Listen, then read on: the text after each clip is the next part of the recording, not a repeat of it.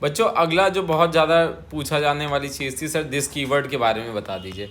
सबसे पहली चीज़ आपको बताऊं, इसके पहले भी मैंने एक दो बार लाइव में इसके बारे में बताया हो, बट अगर नहीं सुना है तो भी बता दे रहा हूँ। दिस कीवर्ड कुछ इस तरीके से लिखा जाता है। रेफरेंस क्या होता है, ये एक्चुअल में एक रेफरेंस कीवर्ड है। ये क्या होता है, रेफरेंस कीवर्ड है। रेफरेंस का मतलब क्या होता है, एड्रेस, एड्रेस का होता है, ठीक है, दैट मीन्स लोकेशन। ये कीवर्ड किसको ये कीवर्ड ये क्या है, दिस कीवर्ड क्या है, किसी एड्रेस को, किसी रेफरेंस को बताता है, आप किस चीज़ के रेफरेंस को बताता है। देखिए आपके जो है जावा के अंदर जब आप ऑब्जेक्ट्स बनाते हो तो एक प्रोग्राम के अंदर एक क्लास के क्या हो सकते हैं, मल्टीपल ऑब्जेक्ट हो सकते हैं, मल्टीपल ऑब्जेक्ट्स हो सकते हैं। तो अब इस ऑब्जेक्ट के पास सपोज एक क्लास है, एक क्लास अपने पास कौन सी है, एक क्लास है हमारे पास क्लास ए बी, एक क्लास है हमारे पास ए बी, ठीक है।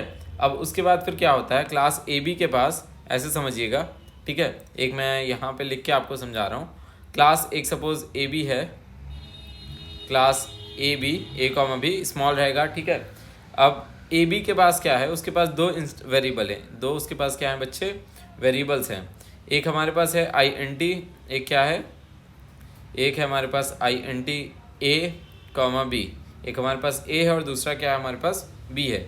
तो सबसे इम्पॉर्टेंट बात यहाँ पे जो आती है वो ये है कि ए और बी का जितने हमारे पास क्या होंगे, जितने हमारे पास बच्चे यहाँ पे बात समझना, अब जितने ऑब्जेक्ट सपोज OB1 हमने बनाया तो उसके पास भी AB होगा, OB2 हमने बनाया उसके पास भी AB होगा, OB3 बनाया तो उसके पास भी AB होगा। जितने ऑब्जेक्ट्स होते हैं उतनी कॉपी किसकी बनती है, इन वेरिएबल्स की। इन वेरिएबल्स की बच्चे क्या बन जाती है, इन वेरिएबल्स की उतनी कॉपी बन जाती है।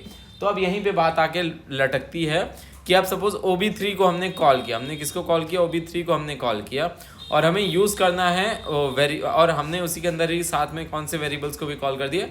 एक साथ दो ऑब्जेक्ट्स को यूज़ करें, एक साथ क्या कर रहे हैं, दो ऑब्जेक्ट्स को अगर यूज़ करें, एक साथ हम लोग किसको कर रहे हैं, अगर दो ऑब्जेक्ट्स को यूज़ कर रहे हैं तो उस पर्टिकुलर केस में क्या किया जाए, अगर हम लोग एक साथ एक ऑब्जेक्ट 1 को भी यूज़ करें और ऑब्जेक्ट 2 को भी यूज़ करें तो वहाँ पे क्या करना होता है, दिस कीवर्ड बीच में आता है। जो करेंटली कॉलिंग ऑब्जेक्ट होता है, मतलब OB1 डॉट अगर लिखा है XYZ तो ये हमारा क्या हो गया, करेंटली कॉलिंग ऑब्जेक्ट, ठीक है। तो इसके एड्रेस को कौन रेफर करेगा, दिस कीवर्ड। दिस कीवर्ड क्या रखेगा, इस करेंटली कॉलिंग ऑब्जेक्ट को, किसके, करेंटली कॉलिंग